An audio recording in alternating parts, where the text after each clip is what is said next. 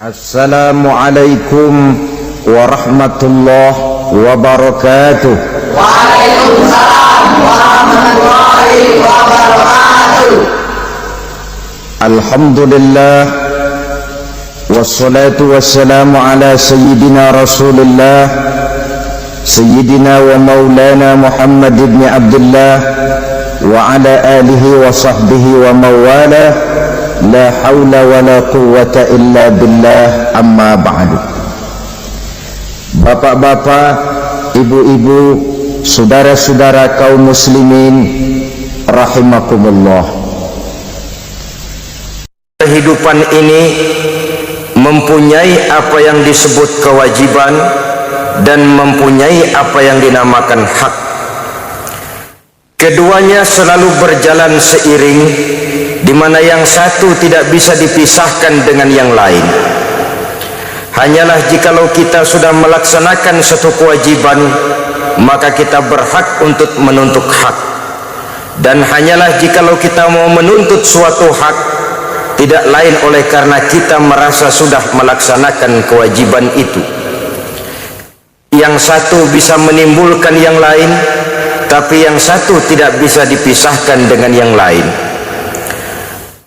Orang yang lebih menitik beratkan kepada melaksanakan kewajiban dengan tidak begitu menghiraukan haknya, maka ini adalah kalau tidak orang bijaksana, mungkin orang tertindas.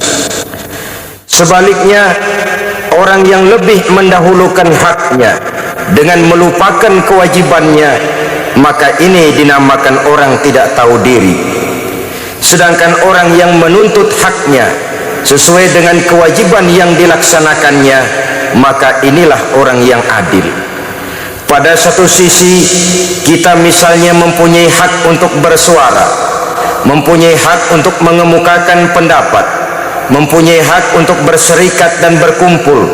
Tapi pada sisi lain, kita juga mempunyai kewajiban untuk menjaga kemaslahatan bersama, ketenangan, keamanan, dan ketertiban.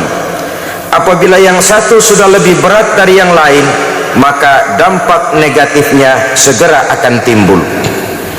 Pada pertemuan kali ini, kita akan membicarakan sebuah hadis dari Rasulullah sallallahu alaihi wasallam yang diriwayatkan oleh Imam Muslim, yang menyatakan tentang hak-hak muslim di dalam kehidupan ini. Beliau bersabda, hakul muslimi alal muslimi sittun. Hak seorang muslim terhadap muslim lainnya ada 6 perkara. Kita tentu maklum, hak harus kita berikan, kewajiban harus kita laksanakan. Hak seorang muslim atas seorang muslim dalam kehidupan ini ada 6 perkara. Pertama, iza laqitahu fasallim alaihi. Apabila engkau bertemu dengan dia muslim, fasallim alaihi, maka kewajibanmu adalah memberikan salam kepadanya. Mengucapkan salam merupakan kewajiban dan merupakan hak bagi saudara kita muslim. Saudara-saudara kaum muslimin rahimakumullah, ternyata ucapan salam dalam kehidupan beragama bukan cuma merupakan soal etis keagamaan, bukan cuma soal adab dan akhlak apabila kita bertemu dengan seorang muslim, tapi lebih daripada itu merupakan hak yang harus kita berikan. Sehingga mengucapkan salam hukumnya adalah wajib, sedangkan menjawab salam hukumnya adalah sunnah saja. Saudara-saudara, mari kita dekati persoalannya lebih jauh. Seorang muslim apabila bertemu dengan muslim lainnya, dia wajib mengucapkan salam yang lengkapnya, Assalamualaikum warahmatullahi wabarakatuh. Terjemahannya biasanya, semoga Allah subhanahu wa ta'ala memberikan keselamatan, limpahan kasih sayang dan keberkahan kepada Anda di dalam kehidupan ini. Keselamatan, kasih sayang dan keberkahan adalah tiga hal yang menjadi tujuan yang selalu dicari-cari oleh setiap pribadi muslim di dalam kehidupan ini. Dari segi etika, ini merupakan tuntunan yang sangat baik. Mendoakan orang muslim yang kita temui, pertama dengan doa keselamatan. Assalamualaikum, semoga keselamatan senantiasa berada pada diri Anda. Kapan keselamatan itu? Kapan saja dan di mana saja Anda berada. Ini sudah doa yang merupakan cerminan dari sikap lapang dada mendoakan saudara kita yang kita temui dengan doa keselamatan. Semoga keselamatan tetap atas diri Anda kapan saja dan dimanapun saja. Ini saya yakin lebih baik daripada dengan kita mengucapkan memakai tradisi-tradisi lain. Good morning misalnya adalah ucapan yang biasa diterjemahkan dengan selamat pagi. Itu baik, bukan tidak baik, baik-baik saja. Tetapi saya pikir kalau memang mau mendoakan orang, kenapa harus pelit seperti itu? Kenapa harus tanggung-tanggung seperti itu? Selamat pagi Pak, artinya kan saya doakan semoga Bapak selamat pada waktu pagi. Perkara nanti siang Bapak ketabrak mobil, itu bukan urusan saya lagi. Kayaknya kok ngedoain pelit betul. Islam mengajarkan kita berlapang dada. Assalamualaikum, keselamatan bagi Tuhan. Kapan saja dan di mana saja Tuhan berada, semoga Allah senantiasa memberikan keselamatan. Bukankah setiap kita, kemanapun saja kita akan pergi, dimanapun saja kita berada, senantiasa mengharapkan yang namanya keselamatan ini? Rasanya bagaimanapun banyak harta kita miliki, bagaimanapun bagus rumah kita tinggali, bagaimanapun tinggi kedudukan yang kita pegang, jikalau diri ini jauh dari keselamatan, hidup tidak akan pernah membawa ketenangan dan ketentraman. Kemana saja kita senantiasa menginginkan selamat. Sejak dari dunia ini sampai ajal datang merenggut nyawa, masuk kita ke alam kubur atau alam barzah, di sana pun kita ingin mendapat keselamatan. Dibangkitkan kita berkumpul di padang mahsyar, di sana pun kita ingin mendapat keselamatan. Dihisab kita di mizan, di sana pun kita ingin beroleh keselamatan.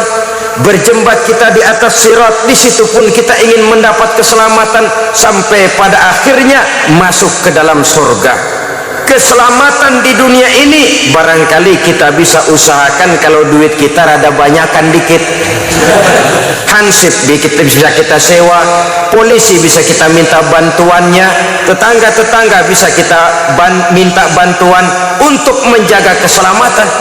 Tapi setelah kita masuk ke alam barzah, bahkan dimulai sejak datang malaikat maut, kalau malaikat maut datang dan kita ingin selamat, tidak ingin dicengkeram oleh malaikat maut, hansip mana yang kuat lawan itu yang satu itu?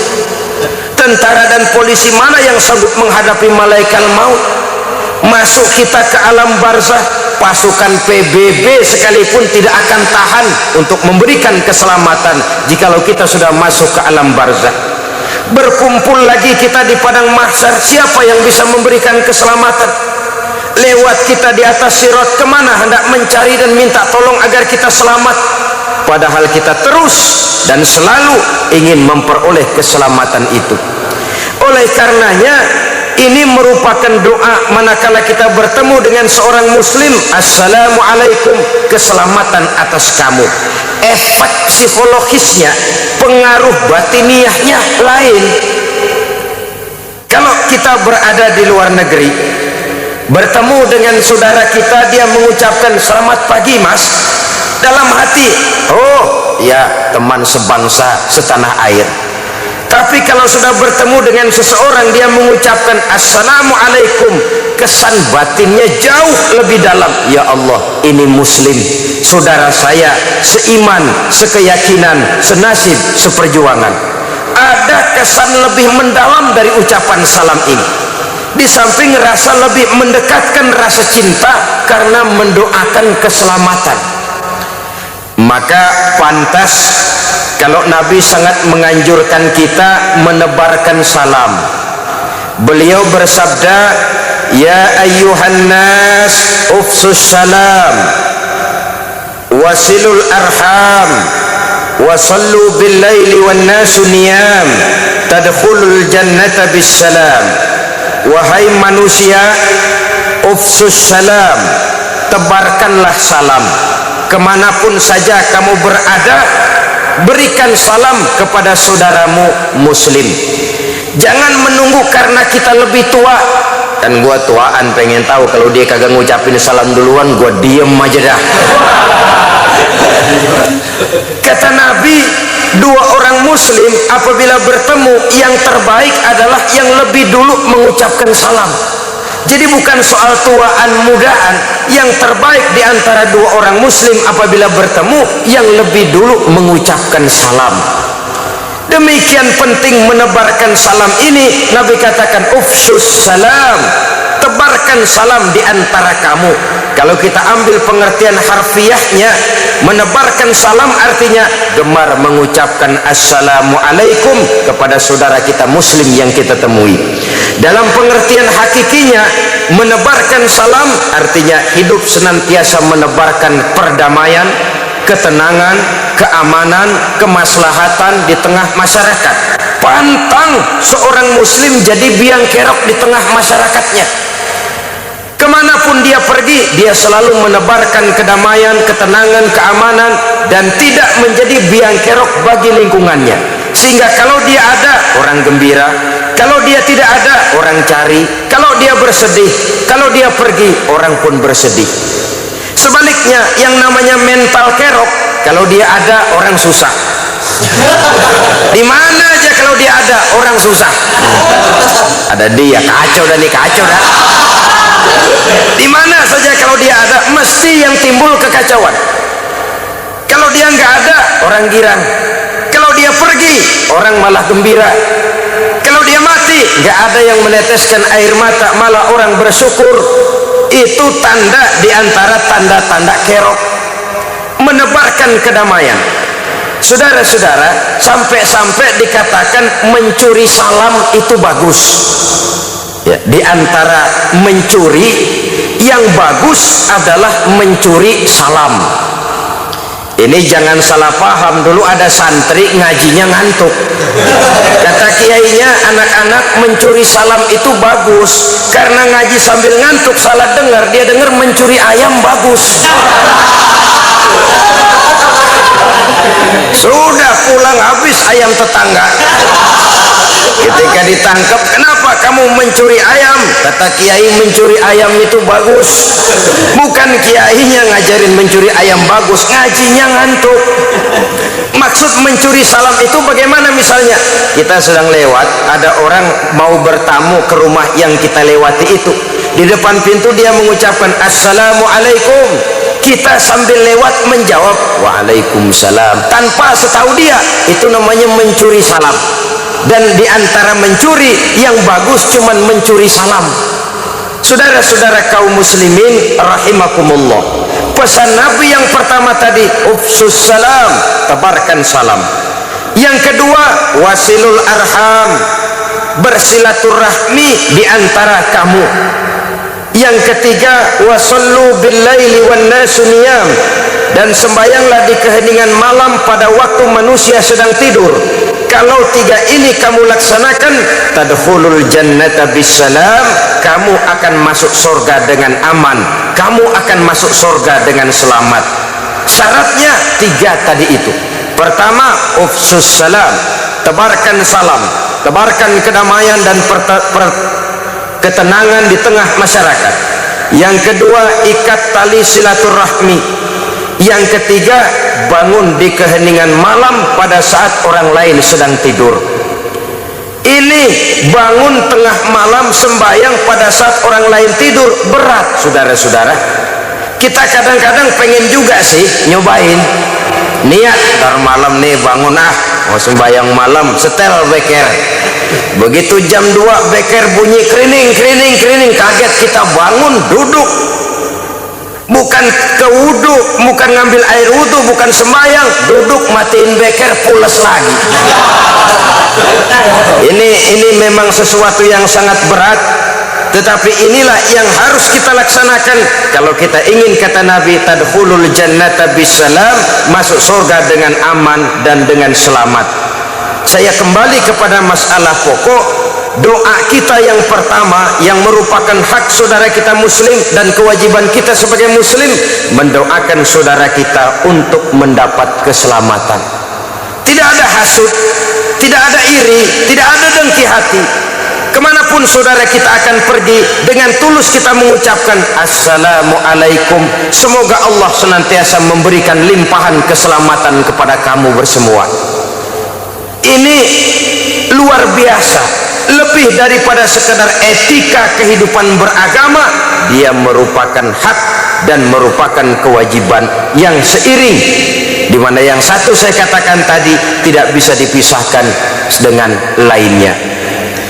Lalu yang kedua, warahmatullah, semoga kamu selalu mendapat limpahan kasih sayang dari Allah.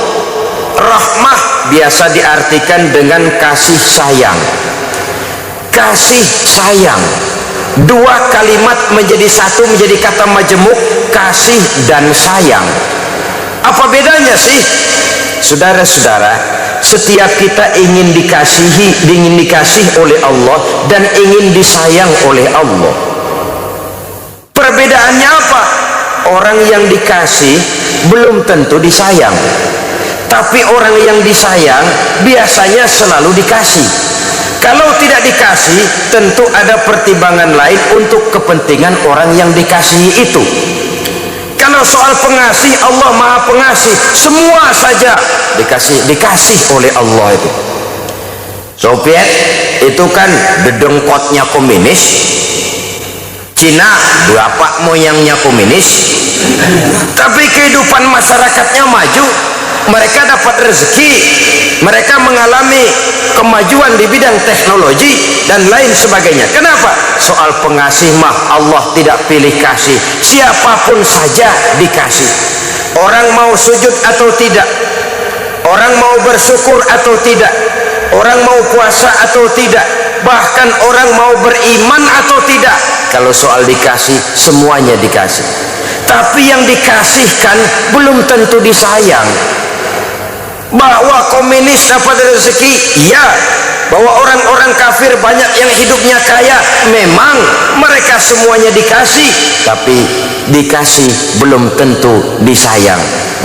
Orang yang rajin sujud, orang yang melaksanakan puasa di bulan Ramadan, orang yang dekat dengan Allah, mereka dikasihi, disayangi oleh Allah Subhanahu wa ta'ala. Kalau disayang oleh Allah, tentu dikasih. Kalau tidak dikasih, ada pertimbangan lain untuk kepentingan orang yang dikasihi itu. Contoh, anak kita umur 5 tahun, kita sayang benar kepadanya. Satu hari dia datang, Pak, minta duit 100.000. Anak umur 5 tahun minta duit 100.000, paling kita kasih 100 perak. Kenapa? Umurnya baru 5 tahun. Apa artinya uang 100.000 kalau jatuh di tangan anak berumur 5 tahun? Makin dewasa dia akan semakin besar pemberian kita. Kenapa? Pada saat itu pemberian kita sudah bisa dipertanggungjawabkan. Begitulah kita dalam pandangan Allah. Kalau minta rezeki, belum pernah saya dengar ada orang Islam minta rezeki, ya Allah berikanlah saya rezeki dikit aja ya Allah. Belum pernah. Kalau sudah minta rezeki mesti luas, banyak, halal. Tapi kadang-kadang kita udah pegel nungguin, belum juga datang tuh rezeki. Pikir-pikir gua kan rajin banget sembahyang, apa rezeki seret banget, gua perek lagi apa sembahyang. Saudara-saudara kaum muslimin rahimakumullah, ada pertimbangan lain untuk kemaslahatan kita. Allah toh senantiasa memberikan yang terbaik untuk kita. Cuma kita saja yang tidak tahu rahasia di belakang itu.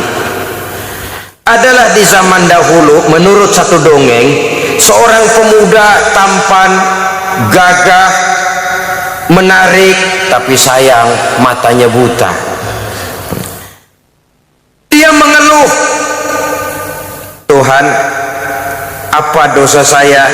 Sejak terlahir ke alam ini, saya tidak bisa menyaksikan keindahan alam. Bila sang surya terbit di kaki langit sebelah timur, sementara kokok ayam di kandang dan kicau murai di dahan menambah semaraknya suasana pagi, saya tidak bisa menyaksikan keindahan yang demikian itu. Dan bila sang surya terbenam di ufuk sebelah barat, sementara Lazuardi merah meronai kaki langit, saya pun tidak bisa menyaksikan kesahduan itu. Apa dosa dan salah saya, Tuhan? Kenapa saya dilahirkan dalam keadaan buta? Satu hari desa tempat anak muda buta itu tinggal diserbu oleh orang-orang Baduy, orang-orang Badiah pegunungan. Beberapa pemuda diculik, termasuk anak muda yang buta itu, dibawa ke pegunungan oleh suku yang masih primitif ini. Dan suku yang primitif ini yang menculik para pemuda tadi adalah kanibal, kanibalis, orang-orang yang suka makan daging manusia. Pemuda-pemuda ini rencananya akan disajikan menjadi makanan raja, semacam kepala suku lah. Maka supaya dagingnya lezat, gemuk, ini para pemuda dirawat baik-baik, diberikan tempat tidur yang bagus, pakaian yang bagus, makanan yang serba cukup, menu yang lengkap, gizi yang komplit. Pokoknya sejak ditangkap itu pemuda makan enak, kerjanya cuma makan tidur. Supaya apa? Supaya gemuk nanti di buburnya, di sopnya kan legit. Sudah sampai pada waktunya, pemuda itu seorang demi seorang disembelih, dimakan, disantap oleh raja, sampai kepada giliran pemuda yang buta ini dihadapkan kepada tuan raja, kepala sukunya. Kata yang menghadap, lapor, bos, sekarang giliran dia nih yang mau kita sop. Raja ngelihat, yang begini, iya, buta. Sop orang buta mah saya nggak doyan, kata raja. Udah cari yang lain, lepas nih atuh nih, bisa ketulangan saya makan yang begini. Udah bawa saja, lepaskan dia. Anak muda yang buta ini dilepaskan, diperintahkan kembali ke kampung halamannya. Di tengah jalan tidak henti-hentinya dia bersyukur, ya Allah maha adil engkau, untung saya dilahirkan dalam keadaan buta. Andai kata saya tidak buta, lunak saya jadi bubur, tapi saya disop oleh tuan raja. Beberapa bulan yang lalu dia masih mengeluh, Tuhan kenapa saya dilahirkan dalam keadaan buta, apa salah dan dosa saya? Sekarang dia sudah bisa berkata, Alhamdulillah ya Allah, untung saya buta. Andai kata saya tidak buta, udah cuti hidup. Allah senantiasa memberikan yang terbaik. Hanya saja kita kadang-kadang su'uzzon namanya, buruk sangka kepada ketentuan yang diberikan Allah kepada kita. Jadi oleh karenanya setiap muslim menginginkan kasih dan sayang. Tidak hanya ingin dikasih, tapi juga ingin disayang. Tidak hanya ingin disayang, tapi juga dikasih. Andai kata tidak dikasih, kita tetap husnuzon alias baik sangka kepada Allah Subhanahu wa ta'ala. Itu doa yang kedua. Setelah keselamatan, kasih sayang. Yang ketiga, wabarakatuh, mendapat keberkahan. Keberkahan itu apa? Kalau seluruh karunia yang diberikan Allah kepada kita makin mendekatkan diri kita kepada Allah dan membawa ketenangan hidup, itu namanya rezeki bawa berkah. Sebaliknya, kalau seluruh karunia itu hanya makin menjauhkan kita dari Allah dan tidak membawa ketenangan dan ketentraman di dalam kehidupan, itu diantara tanda rezekinya kurang tapi berkah. Kurang berkah itu ibarat kambing nggak ada buntutnya, artinya kurang lengkap, kurang sempurna, dekorasinya rada kurang. Itu yang kita inginkan di dalam kehidupan. maka ucapan salam yang lengkap itu Assalamualaikum warahmatullahi wabarakatuh. Jawabannya harus lebih baik daripada itu. Kata Allah dalam Al-Quran, fa iza huyyitum fahayyu bi ahsana minha aw rudduha. Apabila kamu diberikan satu salam, jawablah dengan yang lebih baik dari salam yang diucapkannya, atau setidaknya sama dengan yang diucapkannya. Kalau dia cuma mengucapkan Assalamualaikum, kita kalau ingin lebih baik Waalaikumsalam warahmah, Waalaikumsalam warahmatullah. Lebih baik dia cuma salam, kita sampai kepada rahmatullah. Kalau dia Assalamualaikum warahmatullah, kita lebih baik Assalamualaikum warahmatullah wabarakatuh. Kalau dia Assalamualaikum warahmatullahi wabarakatuh, kita ingin menjadi yang lebih baik Waalaikumsalam warahmatullahi wabarakatuhu waridwanu, dan selanjutnya.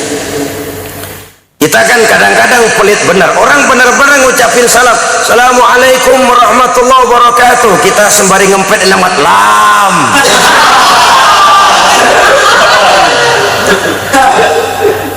Jawaban harus lebih baik, atau kalau tidak aurudduha, sama dengan salam yang diucapkan kepada kita itu.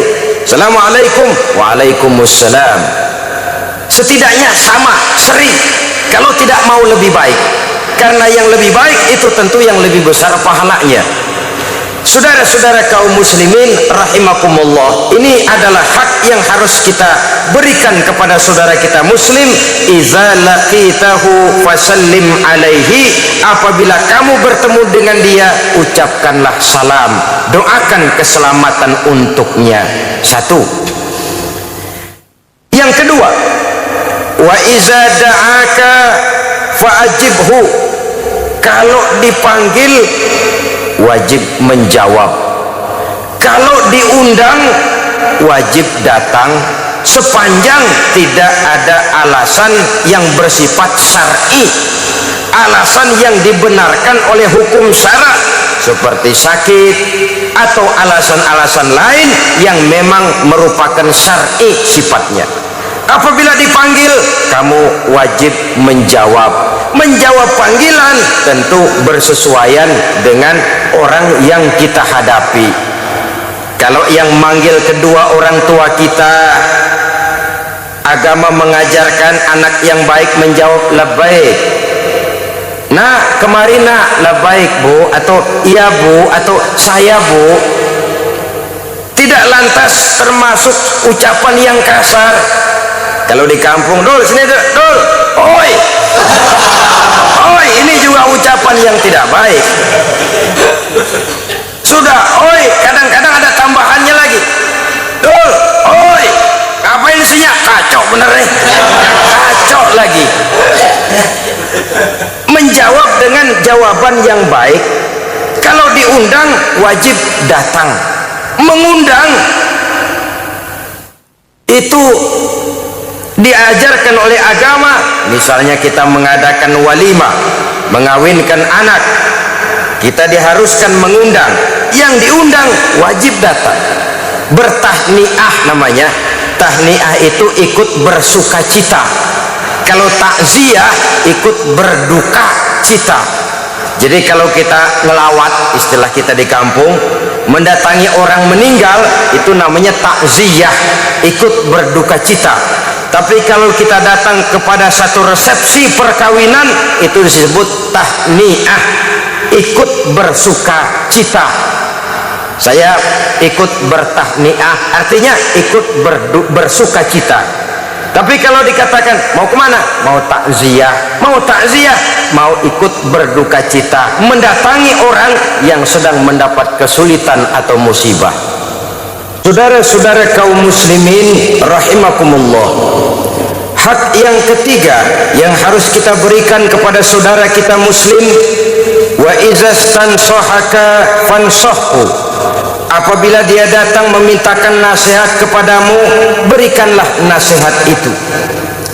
Ini merupakan hak, sebab agama mengajarkan tawasau bil haq wa tawasau bis sabr. hendaklah kamu saling nasihat menasihati di dalam kebenaran, dan hendaklah kamu saling nasihat menasihati dengan cara yang sabar. Menasihati atau memberikan nasihat kepada sesama saudara kita muslim merupakan hak yang harus kita berikan. Saudara-saudara, soal nasihat adalah merupakan mutiara yang tidak perlu kita tolak. Terimalah mutiara dari manapun datangnya. Sehingga Sayyidina Umar Ibnul Khattab radhiyallahu an selalu dan tidak pernah segan-segan meminta pendapat dan nasihat dari orang yang kelihatannya paling kere sekalipun.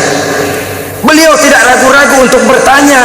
Kadang-kadang bertemu seseorang, beliau panggil, mas, coba sebentar, kamu, menurut kamu apa yang tidak baik pada diri saya? Menurut kamu apa yang tidak baik pada diri saya? Kadang-kadang beliau bertanya, apakah kamu melihat pada diri saya ada tanda-tanda orang kafir? Kalau diberitahu, beliau bukan main gembiranya, lalu berusaha memperbaikinya. Kita jangankan jangankan meminta diberitahu, orang lain memberitahu kadang-kadang marahan kita. Ngapa jadi gua lu bilangin? Lamaan juga gua jadi orang sama lu. Udah kenyang makan asam garam, lu sunat gua yang mangkuk. Saudara-saudara, inilah salah satu letak kekeliruan kita, menolak mutiara hanya oleh karena dia datang dari orang-orang yang statusnya di bawah kita, yang levelnya kita anggap rendah, kita anggap remeh, kita anggap kere. Padahal agama mengajarkan khuzil hikmata wa la yadurruka min ayyi wi'ain kharajat. Ambillah hikmah, ambillah mutiara, jangan peduli dari manapun saja datangnya. Sikap objektif, walaupun itu diucapkan oleh seorang budak yang hitam legam, kalau memang merupakan satu kebenaran harus kita ambil. Dan lebih daripada itu, setiap kita dalam menghadapi persoalan pada waktu tertentu ketika menimpa diri kita, kita buntu, kita perlu nasihat, kita perlu pandangan, kita perlu saran dari orang lain. Sama juga orang kelilipan matanya. Kalau orang lain kelilipan, gampang benar kita tiupin. Tapi giliran kita kelilipan, bukankah kita perlu orang lain untuk niupin mata kita? Seperti juga tukang cukur. Pada saat rambut orang lain panjang, dia bisa betul dan ahli sangat menatanya. Tapi giliran rambut dia sendiri yang panjang, dia perlu bantuan orang lain untuk merapikannya. Begitulah kehidupan ini. Kita kadang-kadang dalam hidup berbentur dengan banyak problema, berbentur dengan berbagai macam persoalan, sejak menyangkut masalah anak, istri, lingkungan keluarga, masalah ekonomi, masalah usaha, bidang pekerjaan, kegiatan sehari-hari, masalah organisasi dan lain sebagainya. Kadang-kadang kalau untuk orang lain kita bisa bicara, tapi kalau sudah berhadapan dengan persoalan diri sendiri, kita sering buntu. Dikala itulah kita perlu nasihat, saran, pandangan dari teman sejawat, seiring, dari orang lain, sesama muslim. Dan teman yang baik itu khairul ashabi mayyadulluka alal khair. Teman yang paling baik yang selalu menunjuki kamu kepada kebaikan, menunjuki kebaikan, walaupun dia sendiri barangkali bukan orang yang baik, tapi dia bisa menyelamatkan orang lain. Dia sendiri tukang mabuk umpamanya, tapi ketika temannya teler, jangan teler, jangan dah, jangan. Lalu sendiri kemarin gua mah gua, lu jangan lo. Ya dia sendiri begitu, tapi paling tidak dia bisa masih mau menyelamatkan orang lain. Ini masih lebih baik daripada sudah nggak bisa nyelamatin orang lain, ngebon lagi, ngebon mau mabuk nyambat. Saudara hadirin yang saya hormati, wa izas tansohaka fansohu, apabila dimintakan kamu nasihat, berikan dia nasihat. Bukankah nasihat ini juga merupakan satu hal yang kita perlukan dalam kehidupan? Walaupun nasihat perbuatan lebih tajam akibatnya daripada nasihat ucapan. Nasihat berupa perbuatan. Kita dalam hidup ini selalu dapat nasihat. Ada nasihat yang datang dari luar diri kita. Apa yang datang dari luar diri kita? Semua yang kita lihat, semua yang kita saksikan, segala yang kita dengar. Kalau mau kita mengadakan analisa, itu kan nasihat. Oh, si Ano itu begitu-begitu, akibatnya kok begitu ya? Nasihat. Si Fulan itu masa mudanya begitu-begitu, di hari tuanya kok begitu. Nasihat. Yang kita baca, yang kita dengar, yang kita lihat, yang kita saksikan dalam hidup ini, seluruhnya bisa menjadi nasihat. Atau nasihat yang timbul dari dalam diri kita sendiri. Kulit mulai keriput, uban mulai bertabur, gigi permisi atu-atu.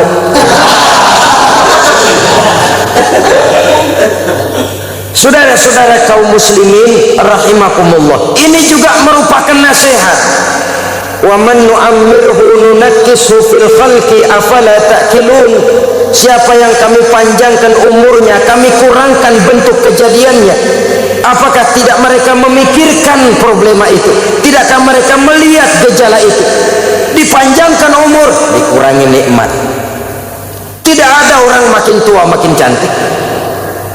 Tidak ada orang makin tua telinganya makin tajam, matanya makin awas. Tidak, segalanya nunakkishu fil khalqi. Kami kurangi dan kami kurangi.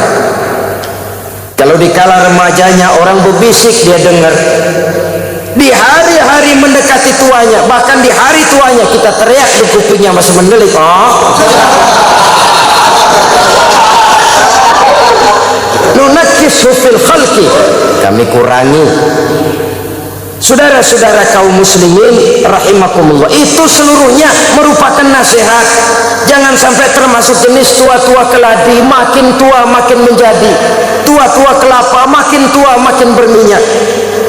Tidak juga sadar akan nasihat yang ada di dalam dirinya. Perubahan dalam dirinya tidak menyebabkan perubahan cara berpikirnya yang akan membawa kepada perubahan dalam gerak dan gaya hidupnya. Itu seluruhnya sekali lagi merupakan nasihat yang timbul dari dalam diri kita. Orang yang beriman sebagai muslim sadar dan sadar.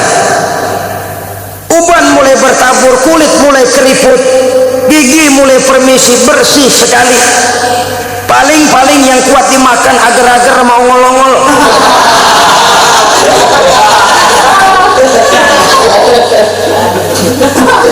Bukankah itu merupakan satu nasihat pertanda bahwa kereta akan segera berangkat? Peluit sudah ditiup,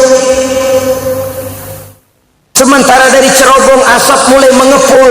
Kereta sudah akan segera berangkat. Kalau pada saat kereta berangkat kita masih saja berdiri di luar gerbong, pada saat kereta mau berangkat, pada saat ajal mau datang kita masih hidup di luar agama, kita akan ketinggalan kereta. Akibatnya sudah bisa dibayangkan, kita akan tersesat, terlantar. Orang lain sampai ke tujuan, kita masih bengong nungguin kereta, padahal kereta sudah berangkat, kita yang tertinggal.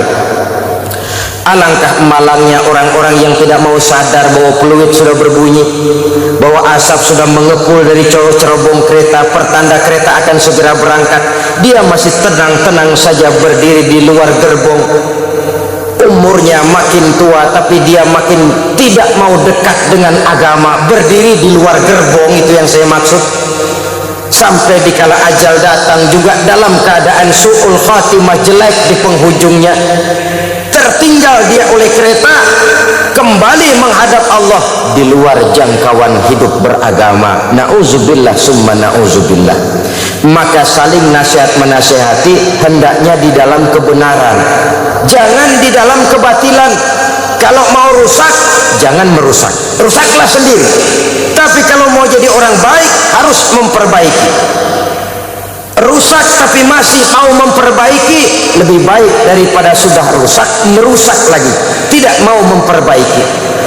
Nasihat menasihati di dalam kebaikan dan di dalam kebenaran dengan cara yang sabar. Jangan nasihatin juga tapi urusan yang munkar. Kalau mau bongkar rumah dia jangan jam 11, dia masih melek. Gua nasihatin nih jam 2 dah. Itu nasihat juga, tapi urusan yang munkar. Nasihat menasihati di dalam kebenaran dan dengan cara yang sabar. Demikian yang ketiga. Yang keempat, saudara-saudara, hak muslim itu wa iza atisha fahamidallaha fasammithu. Apabila dia bersin, bangkis, lalu dia memuji Allah, fasammithu, balaslah pujiannya dengan ucapan yarhamukallah. Lebih dari sekedar etika, saya katakan tadi, ini juga doa. Kenapa? Bersin tanda di antara orang sehat, ya. Tapi bersin yang wajar, bangkis yang wajar. Kalau 3 hari 3 malam bangkis terus memang bengek, bukan wajar itu. Apabila dia bersin, yang bersin mengucapkan alhamdulillah. Kenapa? Itu nikmat. Kan paling nggak enak bangkis urung, mau bersin nggak jadi, nyakitin beneran, ngebet banget, mulut udah mangap, nggak jadi juga bangkis. Bisa bangkis, bisa bersin, itu satu nikmat. Mendapat nikmat harus mengucapkan alhamdulillah. Ini etika. Bangkis kita bersin, umpamanya alhamdulillah, itu saudara kita.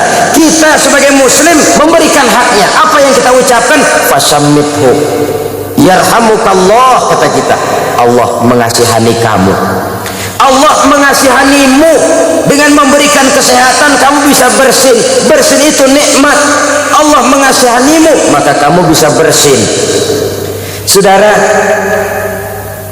pernah terjadi seorang kaya dirawat di rumah sakit dengan biaya yang mahal, operasi besar sampai memakan biaya tidak kurang 3 juta rupiah.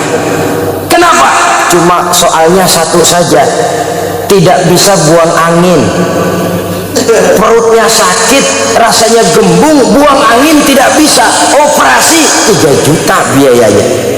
Harga buang angin 3 juta kalau mau tahu.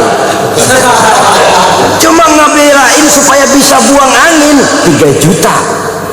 Bisa buang angin itu merupakan satu saluran untuk menghilangkan penyakit yang ada di dalam perut. Harganya kalau harus operasi besar 3 juta, saudara-saudara. Termasuk bangkis ini, bersin. Sebagai muslim, kalau kita yang bangkis bersin, kita mengucapkan alhamdulillah. Kita yang mendengar yarhamukallah. Lalu si yang bangkis kembali mendoakan yahdi bikumullahu wa yuslihu balakum. Alangkah indahnya agama ini, sampai undang-undang bangkis ada, ya. Bukan cuma undang-undang bagaimana jual beli, sewa menyewa, pinjam meminjam, berumah tangga, bertetangga. Demikian komplitnya ajaran Islam. Ada undang-undang bangkis. Agama mana di dunia ini yang punya undang-undang bangkis? Pasal 1, kalau bangkis harus mengucapkan alhamdulillah. Lebih etis lagi kalau mulutnya agak sedikit ditutup. Jangan mentang-mentang itu nikmat lalu terbuka bener sampai hujan lokal. Yang kedua, buat yang mendengar harus mendoakan dengan yarhamukallah. Yang ketiga, balik doa dari ucapan orang yang bangkis, yahdi bikumullah, semoga Allah senantiasa memberikan hidayah kepadamu, wa yuslihu balakum, dan selalu memperbaiki keadaanmu. Indah benar agama ini. Yang bangkis memuji Allah, yang mendengar mendoakan, yang didoakan balik lagi mendoakan, saling doa mendoakan, doa berdoa. Kita kadang-kadang bersin itu kan kita bawa guyon. Kalau bangkis esot umpamanya, atau hadir dan sebagainya. Saudara, saya tidak mengatakan jelek, tapi tentu tidak diajarkan oleh agama. Yang diajarkan begitu bersin, bangkis, ucapkan alhamdulillah. Yang mendengar yarhamukallah. balik doakan, yahdi bikumullahu wa yuslihu balakum, semoga Allah memberikan petunjuknya kepadamu dan memperbaiki keadaanmu. Kelihatannya remeh, masalahnya kecil, tapi kalau yang kecil kita anggap kecil lalu tidak kita amalkan, bagaimana kita akan terdorong melaksanakan yang lebih besar lagi? Bukankah berangkat dari sini kita berarti menghidupkan tradisi agama dalam kehidupan sehari-hari? Saya selalu mengingatkan, mentradisikan agama, mengagamakan tradisi tidak baik, tapi mentradisikan agama itu yang baik. Marilah mentradisikan agama, jangan mengagamakan tradisi. Mentradisikan agama artinya menjadikan agama sebagai pakaian, sebagai kebiasaan dalam kehidupan kita sehari-hari. Sejak kita mau tidur, sampai kita bangun dari tidur, sampai kita menuju kamar mandi atau masuk ke WC, sampai kita berpakaian, sampai kita berdiri di muka cermin, Islam mengajarkan kok itu. Berdiri kita di depan kaca, ngeliatin potongan kita, oh begini potongan gue ya. Apa yang kita ucapkan? Allahumma kama hassanta khalqi fahassin khuluqi. Wahai Allah, sebagaimana telah engkau baguskan kejadian saya, engkau baguskan potongan saya, baguskan juga kiranya akhlak saya. Jangan cuma potongan saya yang baik ya Allah, akhlak saya juga mohon dijadikan baik. Karena bagaimanapun berantakannya potongan kita, manusia makhluk yang paling baik ketimbang makhluk-makhluk Allah lainnya. Keluar kita dari rumah, bismillahirrahmanirrahim, melangkah dimulai dengan kaki kanan, mentradisikan ajaran agama. Bertemu kita teman, assalamualaikum, mentradisikan agama. Bersin kita, alhamdulillah, mentradisikan agama. Jangan mengagamakan tradisi. Yang tradisi kita anggap sebagai agama, lalu kita pegang teguh, padahal cuma sekedar satu tradisi saja. Baiklah ya, ini yang keempat. Yang kelima, saudara, hak seorang muslim, wa iza maridho fa'udhu, apabila dia sakit jenguk, apabila dia sakit tengokin. Ini hak yang sakit dan kewajiban kita yang hidup. Biasanya orang mah bagaimana kita, kalau kita tidak mau menghormati orang, jangan harap orang akan mau menghormati kita. Kalau kita tidak bisa menghargai pendapat orang lain, jangan mimpi orang lain akan mau menghargai pendapat kita. Kalau kita tidak mau pada suatu saat dipimpin, jangan berharap pada suatu saat kita akan bisa memimpin. Biasanya orang mah bagaimana kita. Nah, anak-anak kita biasanya bagaimana kita. Sehingga pepatah bilang, ma fil aba fil abna, bagaimana orang tua kadang-kadang begitu anaknya. Artinya orang kampung kita bilang, kacang nggak buang lanjaran. Pepatah Belanda bilang, buah apel jatuhnya tidak terlalu jauh dari pohonnya. Buah apel jatuhnya tidak terlalu jauh dari pohonnya. Rasanya tidak mungkin buah apelnya di Jakarta jatuhnya tuh buah di Bogor, tidak mungkin, suatu hal yang mustahil. Buah apel jatuhnya tidak terlalu jauh dari pohonnya, artinya kelakuan anak-anak biasanya nggak terlalu jauh dari bagaimana orang tuanya. Bagaimana sikap orang lain kepada kita, bergantung sikap kita kepada orang lain itu. Karena itu dalam Islam bukan saja yang muda harus menghormati yang tua, tapi juga yang tua harus sayang kepada yang muda. Nah, kalau yang muda nggak mau sayang, kalau yang tua nggak mau sayang kepada yang muda, jangan heran yang muda juga nggak mau menghormatin yang tua. Kenapa? Seri. Orang makan bagaimana kita. Saya ulangi ini, dalam Islam bukan cuma yang muda wajib menghormati yang tua, tapi yang tua pun harus menyayangi yang muda. Kalau yang tua tidak sanggup mau menyayangi yang muda, jangan berharap yang muda lalu mau menghormati yang tua. Keduanya memang berkaitan.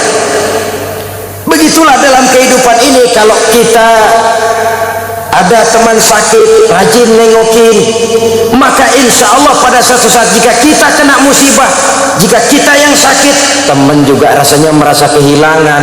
Si fulan kemana? Sakit. Sakit apa? Ayo tengokin, berangkat. Tapi kalau kita sendiri malas, fulan kemana? Sakit. Udah lama 3 minggu.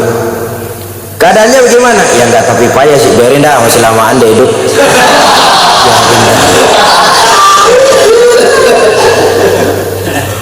Saudara, nengokin orang sakit tentu dengan etika. Ini namanya termasuk takziah nih. Nengokin orang sakit, takziah, ikut berduka cita, ikut merasakan beban penderitaannya. Kalau tahniah, bersuka cita, kita kondangan ke resepsi, biasanya bawa kado, bawa hadiah, ikhlas karena Allah, tidak karena mengharapkan dia nanti bakal, kalau kita punya hajat bakal ngasih seperti kita ngasih, tidak. Maka kita bertakziah ini, nengokin orang sakit, yang penting kita datang saja nengokin, itu sudah merupakan sugesti. Ya Allah, dia nggak lupa kok sama gue. Ya Allah, dia ingat kok. Datangnya saja sudah merupakan obat. Terlepas dari apapun yang dia bawa, karena memang orang sakit kan nggak boleh makan bebas. Kita kadang-kadang terbalik, giliran dia seger nggak pernah kita ngasih makanan. Mantak dia sakit, apa aja kita tawarin. Lu mau makan anggur, apel. Giliran lidahnya pahit, dadakan apaan aja ditawarin. Waktu dia sehat, apa kata kue simpring diumpatin. Baru kita tawarin makanan enak, giliran dia sakit. Ya tapi itu toh baik. Hanya saja alangkah idealnya dalam keadaan sehat, dimana walaupun makanan enak, tapi kalau kagak enak makan buat apa? Lebih baik enak makan walaupun makanannya sederhana. Enak makan sama makan enak lain, saudara. Makan enak, ini makanannya yang enak. Enak makan, ya memang lagi kemaruk kalau orang kampung bilang. Yang enak yang mana? Yang dua-duanya enak makan, makanannya enak. Nah itu nyetel tuh.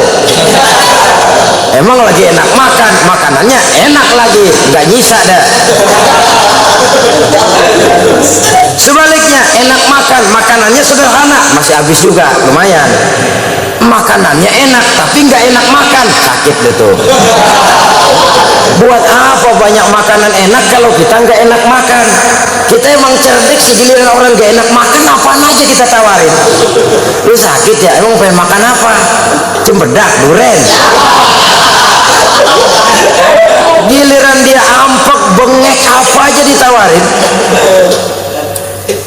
Saudara-saudara kaum muslimin rahimakumullah, kedatangan kita sudah merupakan sugesti. Belum lagi doa. Sakit apa? Oh, mudah-mudahan cepat sembuh, ini penyakit ringan kok. Insya Allah 2-3 hari lagi sudah keluar dari rumah sakit ini. Walaupun jenis penyakitnya berbahaya umpamanya, tapi ucapan itu sudah memberikan sugesti, dorongan untuk sembuh. Dan sugesti itu sudah separuh daripada obat zohir. Walaupun penyakitnya bahaya, jangan nengokin orang sakit jujur. Sakit apa? Ini nih perut gak? Oh emang teman saya kemarin begini nih, mati.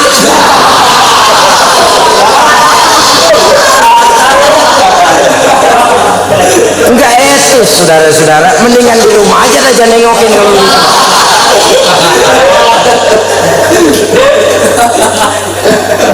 Omongan yang enak saja itu sudah merupakan satu doa yang tersendiri, yang merupakan sugesti bagi kesembuhan orang yang sakit.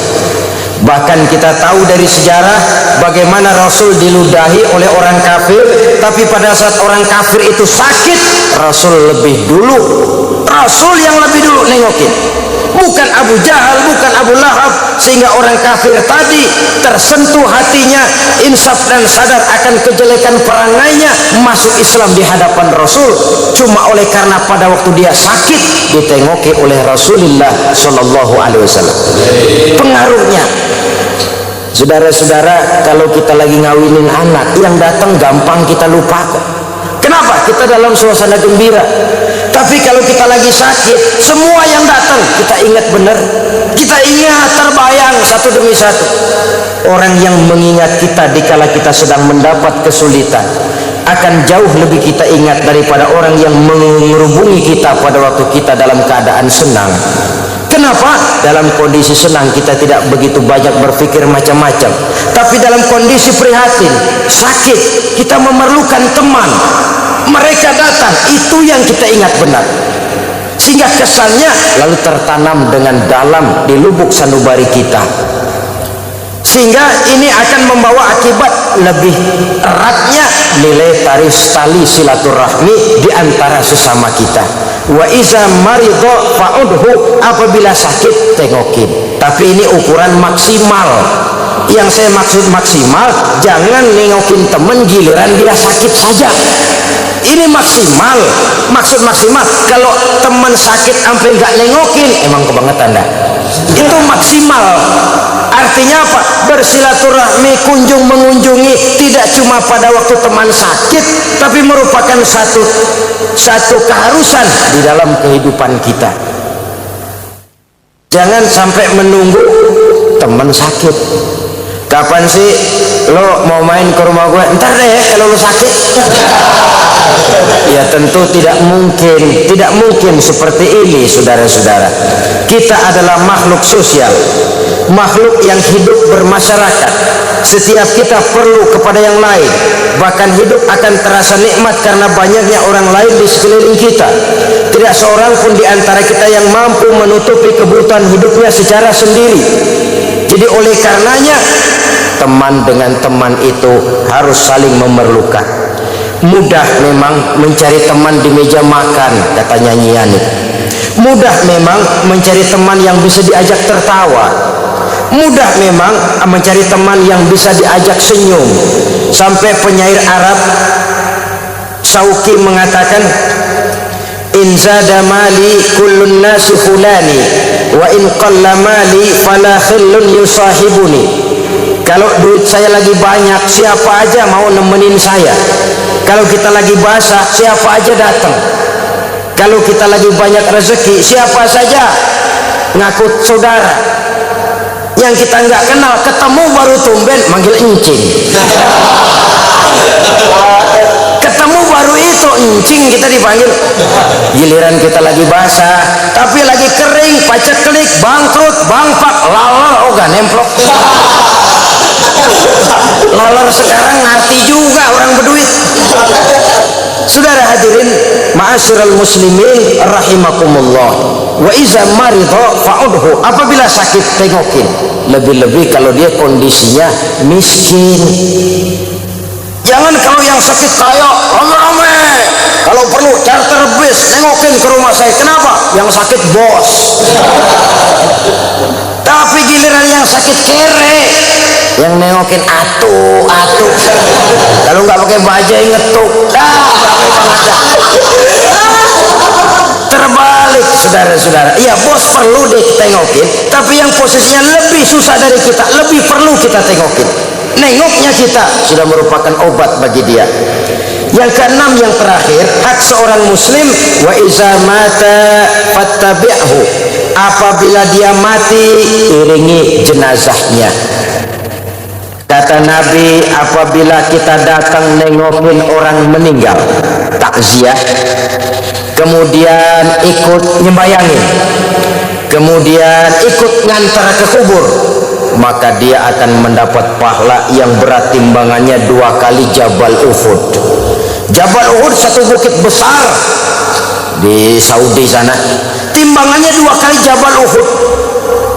Saudara-saudara kaum muslimin rahimakumullah, sejak takziah, ngikut nyembayangin, mengantar jenazah ke kubur, sampai selesai upacara penguburannya, diberikan pahala dengan timbangan seberat 2 kali Jabal Uhud. Sesuatu yang sangat luar biasa.